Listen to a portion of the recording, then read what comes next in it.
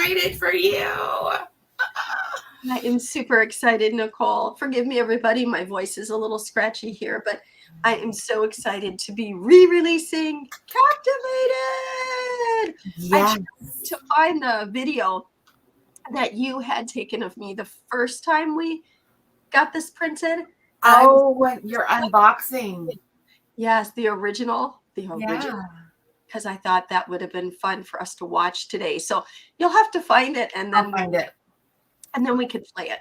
Yes, absolutely. I'm so excited. So we are launching your expanded edition. Yes. Meaning an additional chapter. Woohoo! You've added discussion and reflection questions. Yeah. You've added action items. And you've added journaling space. So it's twice the size It is of your original book. And I was trying to remember today, when did you release that original book? Right in the middle of COVID, because my family was all sick. So it was in the fall of 2020. Okay. So it's been a little while, and that was your first ever. Yes, first that book. Launched you as an author. Woo-hoo! Woo-hoo! And what you've added to it makes it a completely different book, really. You have expanded, every chapter is expanded because you've added those questions and the reflection on it. And we're also eventually going to be adding a little something else to go along with this book, which is going to be even better. So you guys will have to watch for that. But right now, so tell us a little bit about this book. I know it birthed out of a part of your life where you were literally captivated, but innerly captivated as well. Yeah. So originally, when I started the book, I was unable. Well, I don't want to say I was unable to walk, meaning it was impossible for me to walk. Right. But walking, I really couldn't. And that is because I had injured my back, and it was pretty bad. So I was so frustrated, Nicole. And I'm sorry, you guys, I sound kind of, nasally, and that's just the way it is today. Exactly. I was so I was so hurt and upset. And why am I in this chair? And why am I not getting out of this chair? And isn't the healing power of God real? And all of this. And my mentor at that time, the late Joe Jordan, who I called Papa, gave me a call. And I was like, oh, yes, Papa Joe, he's going to give me some incredible word. And he's going to pray a heaven and earth moving prayer. And I'm going to rise up out of this chair. And he said, Pamela, this one you're going to have to walk out by faith. I was so mad, Nicole. But Joe was so right. Yeah. He was so right. Right. And that night when everybody was asleep, and I talk about it in the book, I heard the Holy Spirit. He spoke to my heart and he said, you can be captive to this injury or captivated by me. Right. And I was like, okay, hands down, if I'm going to be in this chair healing, whatever else I'm going through, I might as well be captivated by God. Mm-hmm. And so as an audience of one to him, I began my journey of being captivated, where he taught me things, timeless truths out of his precious word. And it really was monumental in my faith as I moved forward in faith, in regards to healing, in regards to just how real he is. Not that he wasn't real before, because he absolutely always has been to me, but there was this new level of awareness and power of prayer. And so I wanted to share that with people so that they could as well learn about this level of spirituality, the power of prayer, and all of that. It's so important, right? And so when we redid it, re-released it, I wanted it to be more of a Bible study type of thing, right? or a book study might even be a better way to put it, where people could use it one-on-one or they could use it in a group. And I just want to read something to you out of it. And this is from the last chapter called Captivate Me. There is no situation or circumstance that God cannot handle. As a captivated audience, God was able to remind me of his timeless truths on faith and taking our delegated authority. You see, authority's been given to us, but we actually have to walk with it. And then I was going to read the end of it. Like, I'm reading you the end of the book. Choosing to be captivated allows sight through his lens of life, which makes you a world changer. And isn't that what the world needs? People of God, not dominated or captive by the enemy, but instead trudging right through the storm and disarming it. And that to me is what the nutshell is of this book and why I created it. And so I believe that anybody who reads it, this book has helped me through so many things. Nicole, when I went through COVID, when I went through my surgery, I had this book. I had no idea when I wrote this book, I would be one of the biggest beneficiaries of this book. And when I went back through it and redid it, again, I just received so much out of it. God is amazing. I see somebody put that up there. God is amazing. Yes. And I see all kinds of awesome comments, y'all. Thank you. Yeah. Thank you for getting your copy. But I do believe that this book is going to be a blessing to you. It's going to help you through dark spaces. It's going to help you to have graces in those spaces. And when I release the journal soon, that'll be going along with it. I think it's really going to just help push you forward in the things of God in your life and really choose to be captivated. When we are captivated, we are not looking at the circumstances. Even like right now, I have a circumstance in my sinus, right? But instead of being captive to things around us, we become captivated as an audience of one to him. And we see the world and situations through his eyes and not our own. So that's my story, and I'm sticking to it. And I'm so blessed to see everybody here today. Thank you, everyone. Well, yeah, and it was a moment of it was a huge change for you in a lot of areas. I mean, but it was a huge change in ministry for you as well, because you were a senior pastor, and I'm not trying to give away your whole story. That's okay. Okay, give it. Because there's so much more in the book. So you have to get it because of if for the reflection questions alone. But you were a senior pastor at the time. And when you're a senior pastor, you're the lead of a church. And you didn't have a choice but to lean on your core group. My dream team. Right. That's what you called us.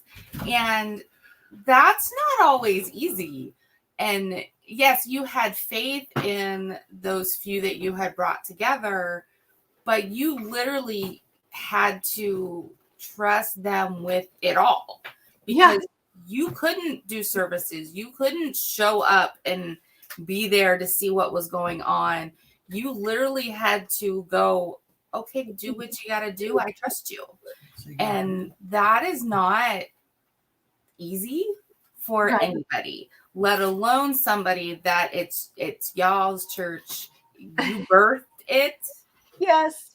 And it was yours. And my husband's going to pop in here in a second to join us for the live as part of DMP, but also as part of, he's part of this book almost, because, we all are, because of what you went through in this process, but it gave you what you needed and the tools that you needed to be able to step into your next. And I love that about, it was not the easiest time in your life for sure, but it shows how God can take that circumstance that is not fun, right, and is a struggle, but can bring out so much out of it because we released your original book during COVID, which nobody was having fun then.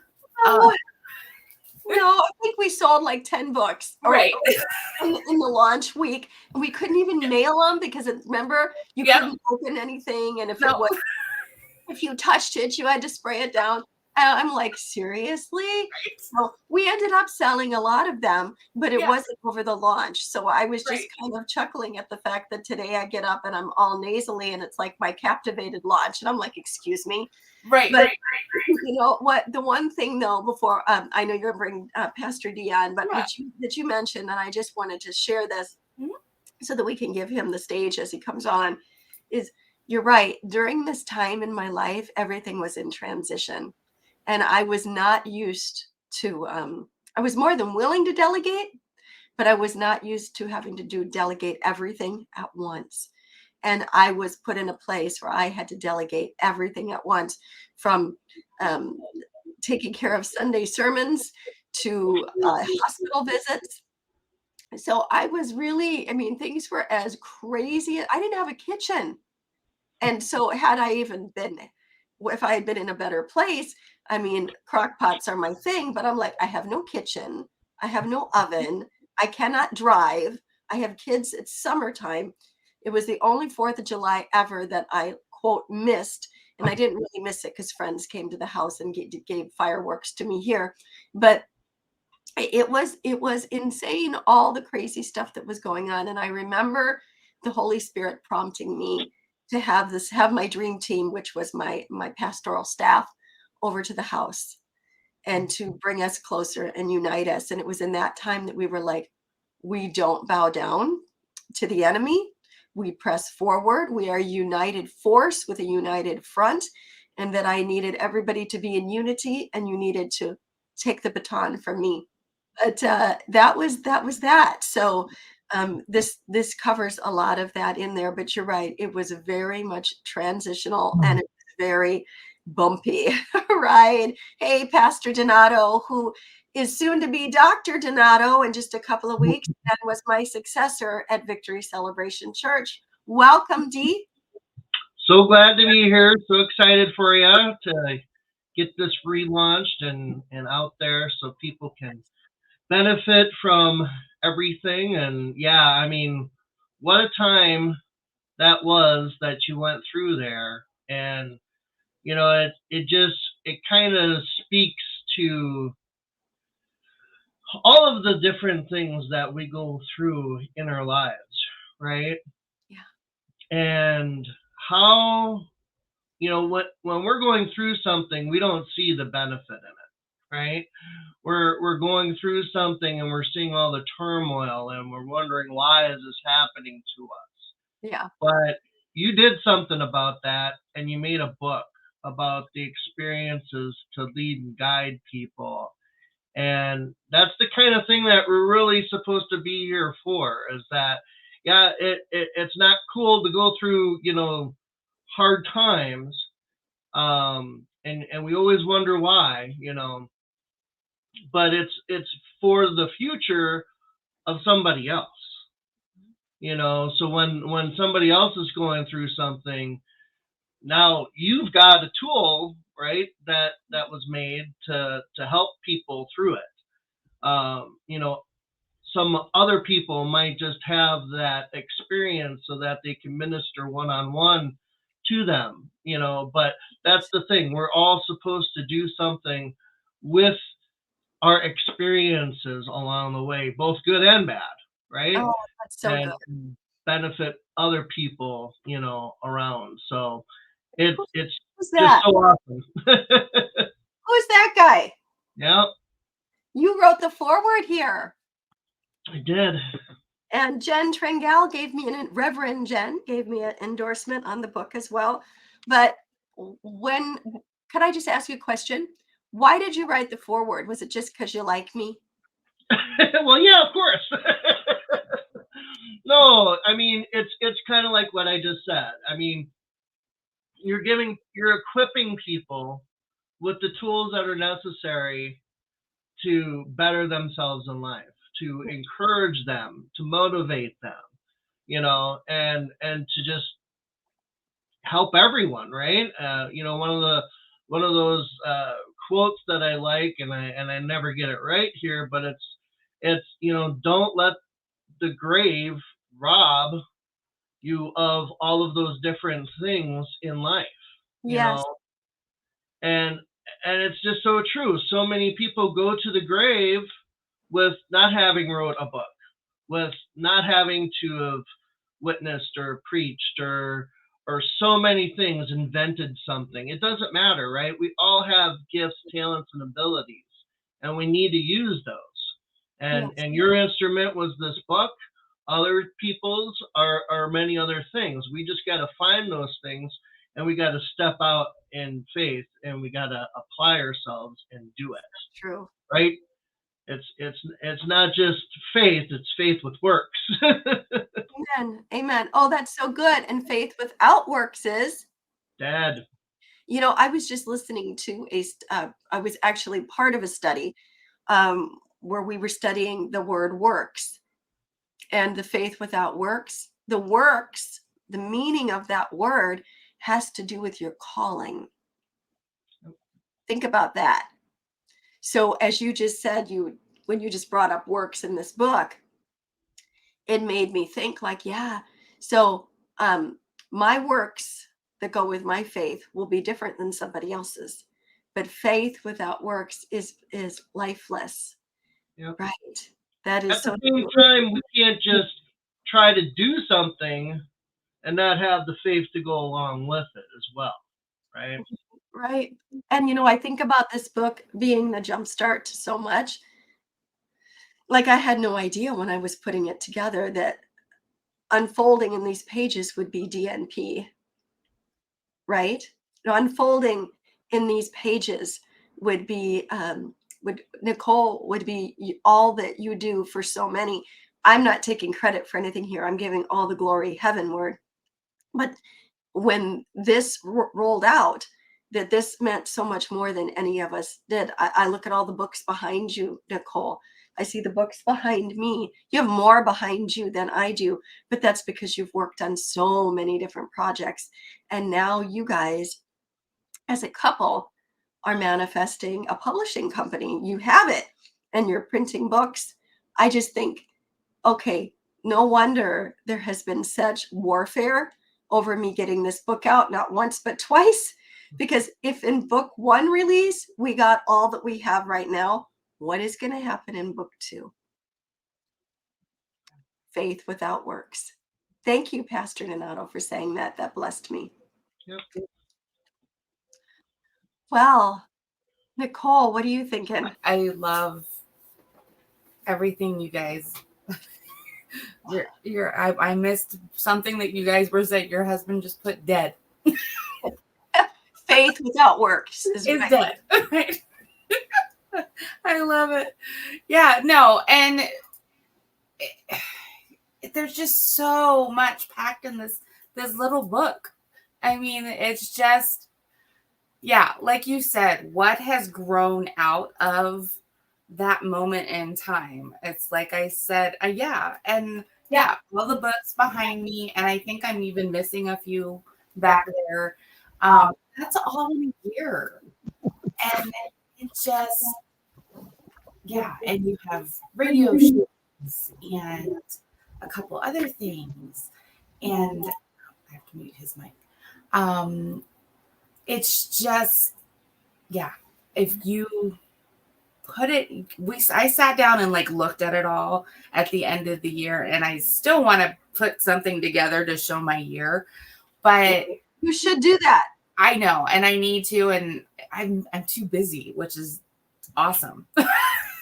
I'm okay that I'm too busy to do something like that, but I'm gonna do it just for the fun of it, just for for me to have. Yes. But yeah, everything you've done, the places you've spoken, you preached in Pakistan.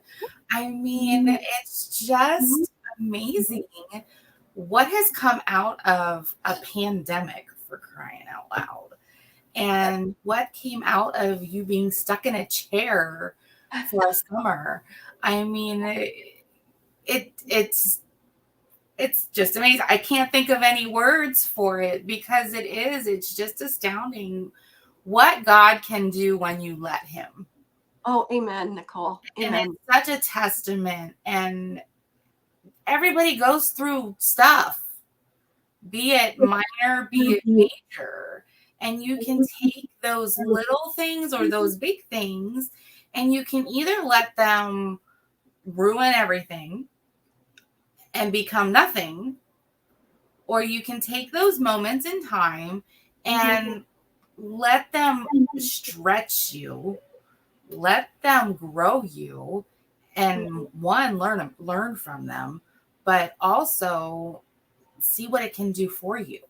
And for you, you took that time and used it to grow and to soak in absolutely everything that God wanted to give you. And I mean, you could have sat in that chair and binged TV shows and ate whatever you wanted to eat and came out of the chair feeling gross because you've gained 40 pounds because you were stuck in a chair and eating whatever you wanted. Right. And literally no better off than when you went in the chair.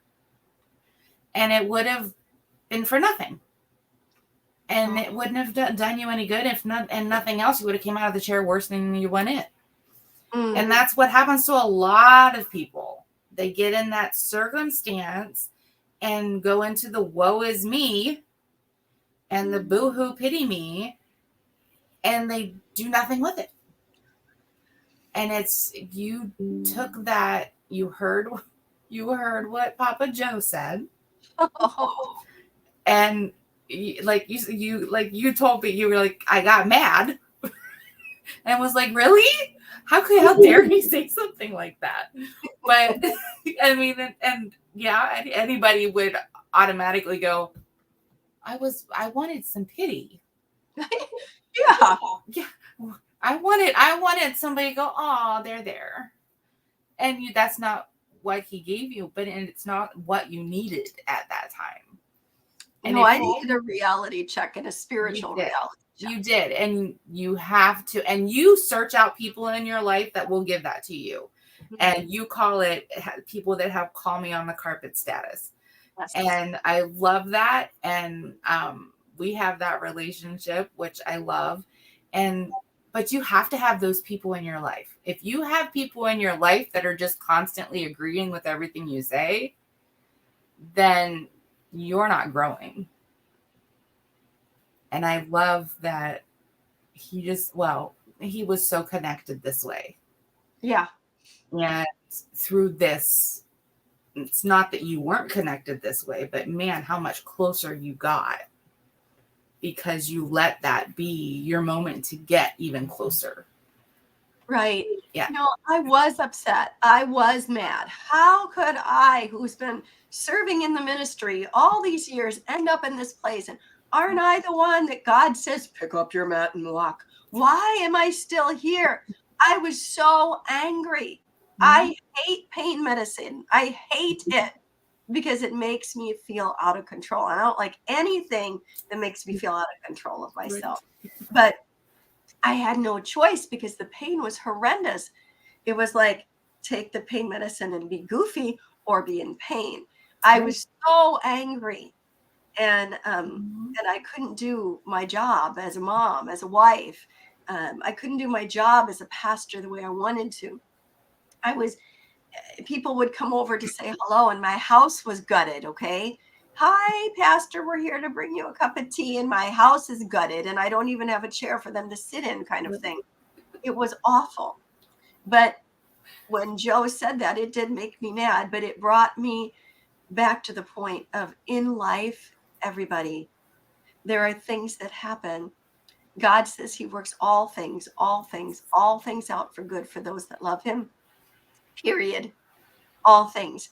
But you do have to look for the silver lining. Somebody put a quote up, it's universal waves. And I love that because you know what? We can either look at a situation and allow it to take us south, or we can look at a situation and allow it to push us north. And when I heard the voice of God say, be captivated to me, or be captive. They are the same words, except for one letter, really, right? And yet they have two completely different meanings. And so in life, that's where we need to make our stand. Is, are we going to be captive to the crap that happens?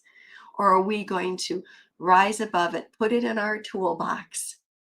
And as Pastor Donato put it so beautifully, allow it to be something that will push us forward, and that it can be a lesson, not just for us, but for others as well. And that's my heart for Captivated. And I'm just so thankful. I'm looking at all of these wonderful comments. And I did see Prasanna was back, and now I'm looking for her name. There she is. Hello, my dear. Welcome back again. And we still need to connect, not just on Facebook Lives.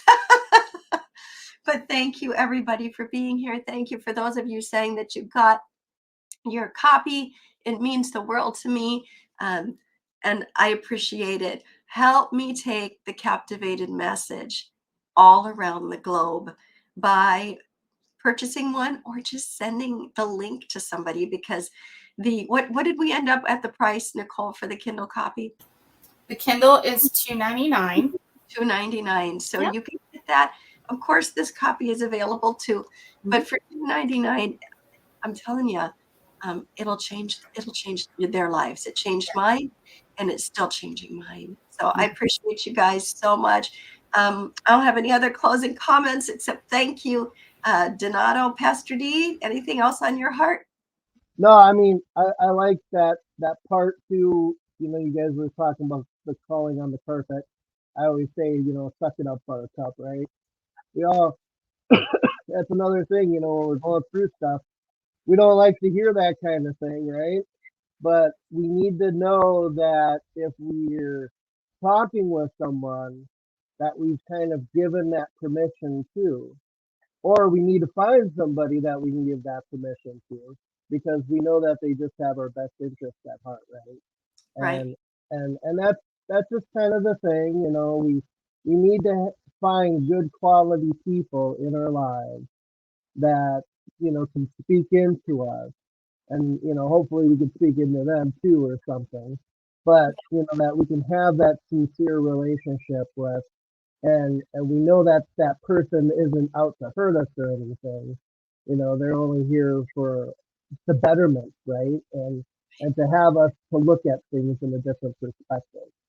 So, and I like your word turning around, captive to captivate. That's so true. You get to pick which one. Are you going to be held by your chains, or are you going to let God set you free? And use this like as a tool to help with that process, right? Yes.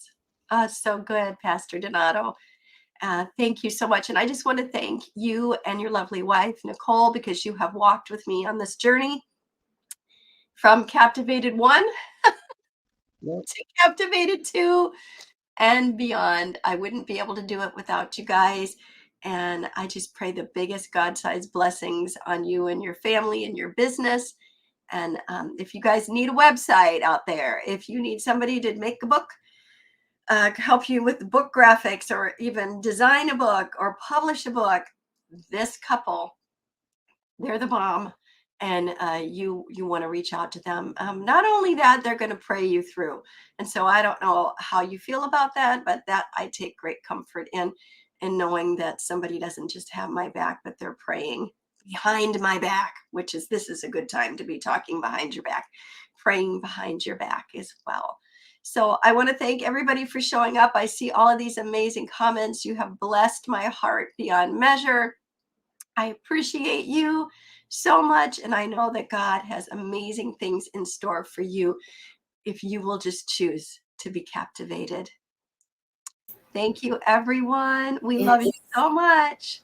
Go get your copy. See you soon.